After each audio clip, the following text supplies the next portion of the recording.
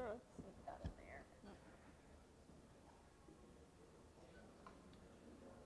Go good. I want to know exactly how much fun or not so fun blending all the new faces with all the transfers and the freshmen as well as the players you got there now. Is that the fun of being a coach?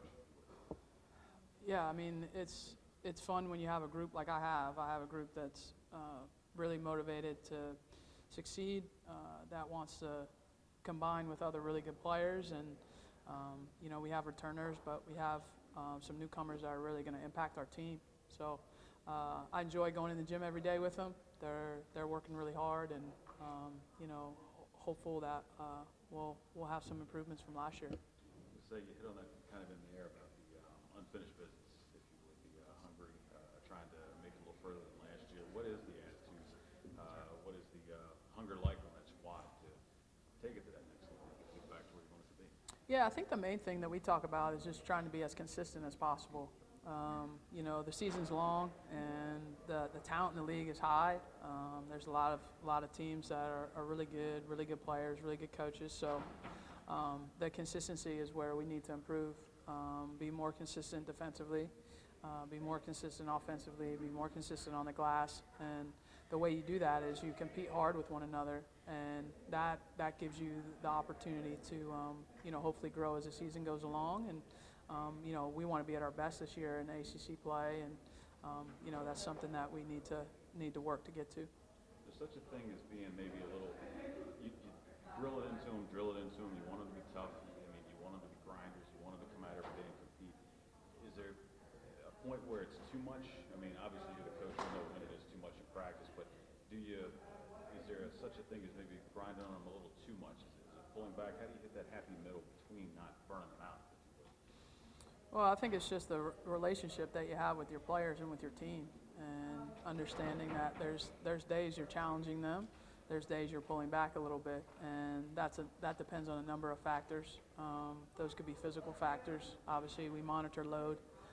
We have all this science now, you know, all of these things that we have, all this access to these things that we didn't have before, and so we monitor that to make sure that they're physically able to give their best every day. And then, you know, some of that is like mentally and emotionally too, depending on the player and depending on what they're going through in their life. What they're going through off the court can kind of change things.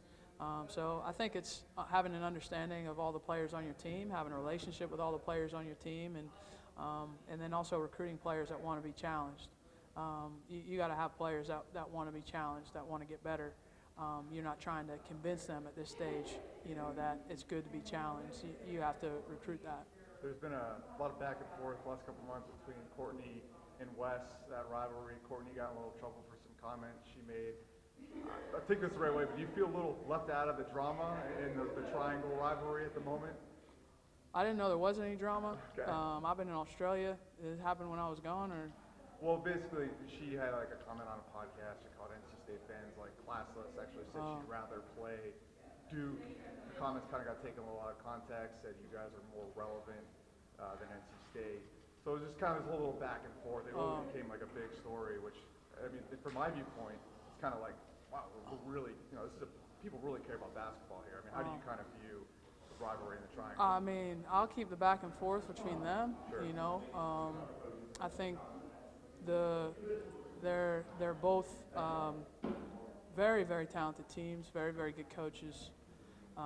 You know, tough places to play, tough personnel to scheme for. So, you know, we just worry about those things, getting ready for the games. But they're both, you know, were very successful last year, and I'm sure that's going to be the case this year as well. And if people are kind of, you know, fans are getting into it, they're talking trash about your program, is that almost like a sign of respect, so to speak? It's the sign of your relevancy, and is that a place you want to get to?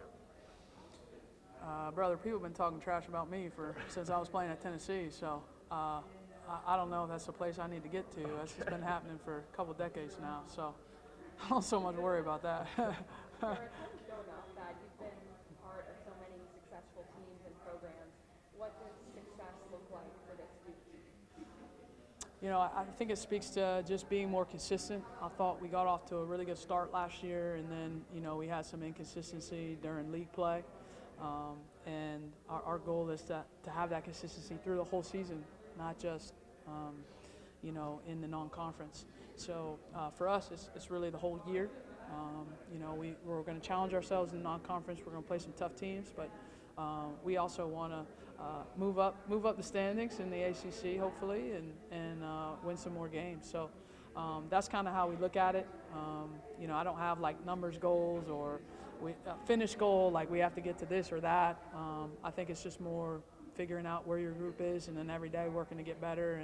And certainly we hope to, have a better finish than we did last year. Kara, with how you guys finished last year, are there certain things that you talk about consistency that you don't even have to say to the players, like you just say, look what happened when we didn't do X? Because I think you guys were 13-4 or whatever, and things had gone well, so there were good examples. I guess the other side of that equation. Yeah, I mean, as you know, we struggled with availability with our players. I mean, that was a real challenge for us. I think we started 11 different starting lineups in 18 league games, and so, obviously Celeste got hurt for half the league year, and so we didn't have Jordan Oliver for the entire year last year. We have her this year, so I think they feel really confident, when we have the full complement of our roster that we can compete at a high level. How do you go about putting that roster together? Obviously, with the transfer portal now, they're recruiting high school players, international. There's so many different ways to procure talent. When you go into the transfer portal, are you looking for a highest level player? Are you looking to fill a specific need? How are you treating that team building? Well, I think every year is different. To speak to this year specifically, we graduated a big part of our front court when you look at our roster from last year. So we lost a lot of our post play. So a big emphasis for us in the portal this year specifically was obviously to fortify the front court, bring in size and across both front court positions, and bring in talent as well. You don't just want size, you want talent coupled with it. And I think we were able to do that. The other thing that we brought in was 3 freshmen. This was the first class that we were able to fully recruit. When I got the job, I got it, not that y'all remember, but I got it late in 2020, which most jobs, as you know, turn over in April, which allows you to recruit that class that's going to sign in the fall. And by the time we got the job, those were all spoken for, which would be the 21s that entered last year. So the 22 class is the first class that we've been able to recruit fully. When I say fully, build relationships with the players over time and their families and things like that. So these are some of the first commitments that we ever got when I got to Duke. And so these 3 players, we feel like they're good young players that they're going to help us. They have really good upperclassmen to help show them the way. And so, every class now coming in after this is one that we've been able to fully recruit under the style that we hope to play. And I think that'll help us. Given the way the transfer portal is working, do you feel the need to re-recruit players on your own team? Or make sure they're, happy, satisfied, all that stuff? I mean, honestly, I think you just treat people well. I think you communicate well, you treat people with respect, and you are as transparent as you can be. And that's going to resonate with the right players. And, it's worked well for us so far. And I think you just try to care about your players. You try to help them reach their potential, and understanding that some may leave at some point. But I don't know that I think about re-recruiting. I think about coaching them and making them better. Kara, given the late start you mentioned and then the COVID shortened year, do you feel like a North Carolinian? Do you feel like you've adjusted to the Durham area? How has that gone for you? Yeah, I don't know my way around much because I've stayed close to home. Obviously, we tested the last 2 years. A lot of people don't know that. We tested the first year, but we tested all last year. Every one of our practices were in mask last year. So we were on strict. So I was really just going home and going to work, going home and going to work. So I haven't been out and about that much. But, I do feel really comfortable. I had been in the area before I became a coach, and you know, this year I'm excited to be able to have things like an open practice, you know, where we can be amongst our season ticket holders, where we've never been able to do that before, or we can be amongst the students. You know, things like that will probably by the end of the year make a big difference in terms of feeling like I'm there. I mean, I'm still meeting people for the first time after starting my 3rd year on campus because everything had been so, you know, so shut down. Kara, given how last year ended and the frustration level towards it, did you learn anything about yourself and anything about yourself as a coach going forward that you could use? Yeah, I mean, I don't know that I had a high frustration level towards it. I think it was just more of this is where we are. I try to keep things, you know, in a good perspective. Like, hey, here's where we are. Here's where we fell short. How do we make sure that doesn't happen again? How do we improve? And you know, when you take emotions out of it, which is hard to do in the moment, like right after a game, but certainly when you're looking back on the season, when you take the emotions out of it, you know, where can we improve? What do we need? What does this team need? Where can I be better? It always starts with the head coach. Where can I be better for our team?